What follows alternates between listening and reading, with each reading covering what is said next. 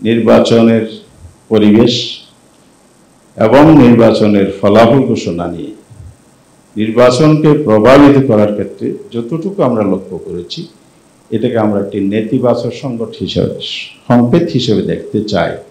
এটার প্রভাব আবার জাতীয় নির্বাচনে পড়বে কিনা আমরা আশা করব। ঐক্যমতের ভিত্তিতে যদি সনদটা প্রণীত হয়, তাহলে যে আমাদের কাঙ্ক্ষিত নির্বাচনটি অপেক্ষমান ফেব্রুয়ারিতে হবে, সেটা এই সনদের ভিত্তিতে হলে সুষ্ঠু এবং নিরপেক্ষ হবে, গ্রহণযোগ্য হবে, বিশ্বভাবে আমাদেরকে ওয়েলকাম জানাবে, আমরা একটা মডেল স্থাপন করতে পারব। এরকম একটা বড় ধরনের অভ্যুত্থান, রক্তাক্ত অভ্যুত্থানের পরে একটি দেশ একটি দৃষ্টান্ত স্থাপন করতে পারে, বিশ্বের জন্য অনন্য নজির হয়ে থাকবে বলে আমরা বিশ্বাস করি। একটি জাতীয় সনদ হবে, যেটা জুলাই সনদ 2025 হবে, যেটা হবে আমাদের রাষ্ট্রীয় দলিল। আমি রাজনৈতিক ইতিহাসের দলিল বলতে চাই না, এটা হবে রাজনৈতিক ইতিহাসের দলিল। তার উপরে স্থান দিতে চাই একটি রাষ্ট্রীয় দলিল হিসেবে থাকবে, যে দলিলের ভিত্তিতে আগামীর বাংলাদেশ সুশাসন, গণতন্ত্র, ন্যায় বিচার, একটি কল্যাণমুখী রাষ্ট্র হিসেবে জবাবদিহিতামূলক একটি সরকারের মধ্যে পরিচালিত হবে। এটি আমাদের প্রত্যাশা থাকে। মাননীয় সভাপতি, মাননীয় উপদেষ্টা, আজকে আপনাকে আবার কৃতজ্ঞতা জানাতে চাই আপনার সরকারকে। দেশভাবে অস্থিতিশীল অবস্থাকে স্থিতিশীলায় কখনো অস্থিতিশীল থাকলেও বড় ধরনের ব্যর্থ ঘটে না, এবং আপনার নেতৃত্বে, আপনার সরকারের নেতৃত্বে দেশের শিক্ষাঙ্গন সহ সর্বত্র একটা সুন্দর পরিবেশ তৈরি হয়েছে, এবং ছাত্র সংসদের, কেন্দ্রীয় সংসদের নির্বাচন 4টি বিশ্ববিদ্যালয়ে ঘোষণা হয়েছে, 2টি ইতিমধ্যে সুসম্পন্ন হয়েছে।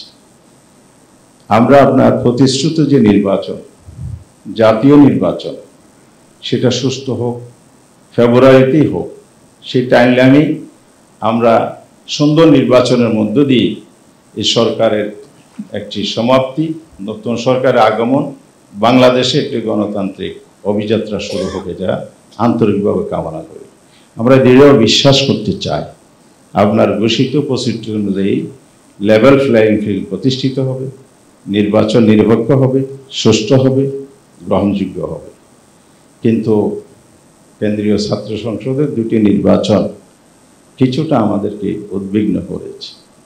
নির্বাচনের পরিবেশ এবং নির্বাচনের ফলাফল ঘোষণা নিয়ে নির্বাচনকে প্রভাবিত করার ক্ষেত্রে যতটুকু আমরা লক্ষ্য করেছি, এটাকে আমরা একটি নেতিবাচক সংকেত হিসেবে দেখতে চাই। এটার প্রভাব আবার জাতীয় নির্বাচনে পড়বে কিনা সেই জায়গা থেকে আমাদের উদ্বোধকতা আমরা জানাচ্ছি, যেন আগামী নির্বাচন সুষ্ঠু, গ্রহণযোগ্য এবং নিরপেক্ষ একটি প্রশাসন ব্যবস্থার মধ্য দিয়ে অনুষ্ঠিত হয়, তাহলেই আমাদের আকাঙ্ক্ষার বাস্তবায়ন হবে। এই জন্য আমরা বলতে চাই, আজকে যে সংস্কারের মধ্য দিয়ে জাতীয় সনদটা হতে যাচ্ছে, এটার একটা সমাপ্তি সুন্দরভাবে হোক। এটা এখনো সমাপ্তি পর্যায়ে উপনীত হয়েছে আমরা মনে করতে পারছি না, কারণ আমরা সবাই মিলে যদি একমত হয়ে যেতাম, তাহলে অবশ্যই একটি ঐক্যমতের একটি জাতীয় সংস্কার জুলাই সনদ তৈরি হতো। এখানে 84টি বিষয় 2 পর্বে আলোচনা হয়ে ঐক্যমত আমরা হয়েছি, যদিও নোট অফ ডিসেন্ট আছে, থাকতে পারে দ্বিমতের ভিত্তিতে সুপ্রিম কোর্টের রায়ও হয়, সেটা কিন্তু রায়।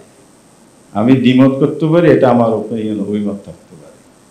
আমরা একটা বিষয়ে এরকম অভিমত দিয়েছি, অন্যান্য দলও হয়তো কিছু দিয়েছে।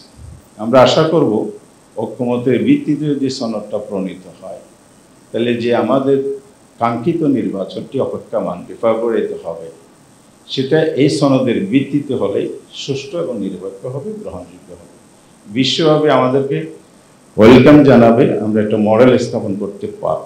এরকম একটা বড় ধরনের অভ্যুত্থান, রক্তাক্ত অভ্যুত্থানের পরে একটি দেশ একটি দৃষ্টান্ত স্থাপন করতে পারে, বিশ্বের জন্য অনন্য নজির হয়ে থাকবে বলে আমরা বিশ্বাস করি।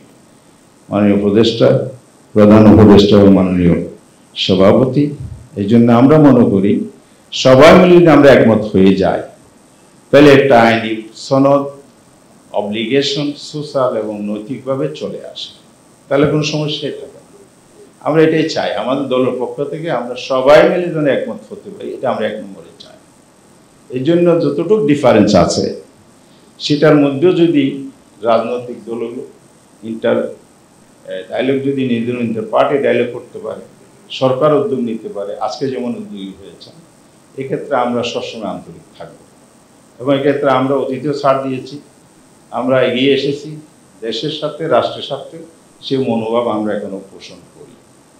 যদি সেখানে ব্যর্থ হয়, আমরা আশা করি এটা হবে, আমরা আশা করি হোক, কোনো কারণে যদি আমরা কোনো পক্ষ থেকে যদি এটা একমতে পৌঁছতে না পারি, তাহলে আমাদের আহ্বান থাকবে আপনাদের এই অক্লান্ত পরিশ্রম পুরো জাতি যার দিকে তাকিয়ে আছে, বিশ্ববাসী তাকিয়ে আছে, সেটা যেন সুন্দর সমাপ্তি ঘটে এবং এটা যেন একটা আইনি ভিত্তি পায়। আইনি ভিত্তি কিভাবে হবে আমরা লিখিত দিয়েছি, মানে সভাপতি আমাদের লিখিত বক্তব্য আশা করি আপনার কাছে পৌঁছেছে এবং আমরা সুলিখিতভাবে আমাদের সুনির্দিষ্ট প্রস্তাব দিয়েছি। আমি জাস্ট একটু উল্লেখ করতে চাই, আমরা 2টি অপশন বলেছি। একটা হলো আইনি ভিত্তি প্রণয়নের জন্য একটি প্রভিশনাল কনস্টিটিউশনাল অর্ডার যদি জারি হয়, হতে পারে, রেফারেন্স আছে, অতীতে আমাদের রাষ্ট্রের মধ্যে আছে, আমাদের এই ভূখণ্ডের মধ্যে আছে, 1970-তে আছে, 1977-এ আছে, 91-ও আছে, বিভিন্ন ধরনের ঘোষণা, অর্ডার, প্রক্লেমেশন, এগুলোর নজির আছে। আমি বিস্তারিত এই বিজ্ঞ পরিষদে ব্যাখ্যা করতে চাই না, আমরা সবাই জানি এ ব্যাপারে। আমরা এই প্রস্তাবটা, এই লিগ্যাল ওয়েটা আমাদের পক্ষ থেকে প্রস্তাব